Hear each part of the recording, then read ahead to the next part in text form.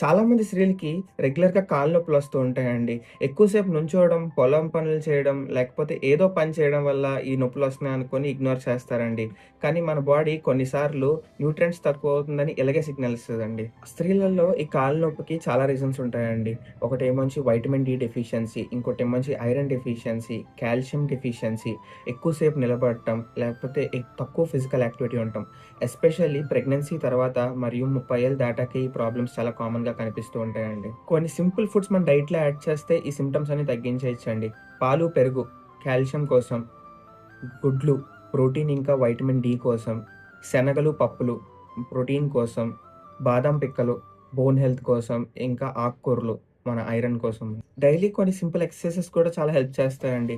20-30 నిమిషాలకు వాకింగ్‌కెళ్ళటం, మన కాళ్ళ కండరాల్ని స్ట్రెచ్ చేయడం, ఎక్కువసేపు నుంచున్నాక కాలుని ఎలివేట్ చేయడం, చిన్నగా గుంజీలు తీయడం ఇవన్నీ కూడా చాలా హెల్ప్ చేస్తాయండి. స్త్రీలు వాళ్ళ ఆరోగ్యాన్ని చాలా లాస్ట్ ప్రయారిటీగా పెడతారండి. కానీ ఒక ఆరోగ్యవంతమైన స్త్రీ ఉంటేనే ఒక ఆరోగ్యవంతమైన కుటుంబం ఉంటుంది. కంటిన్యూయస్‌గా లెగ్ పెయిన్ వస్తూ ఉంటే డాక్టర్ దగ్గరికెళ్ళటం మర్చిపోకండి. సో, ఈ విమెన్స్ డే సందర్భంగా అందరు స్త్రీలకి, మన అమ్మకి, మన అక్క చెల్లెలకి, మన ఫ్రెండ్స్ అందరికి హ్యాపీ విమెన్స్ డే అండి.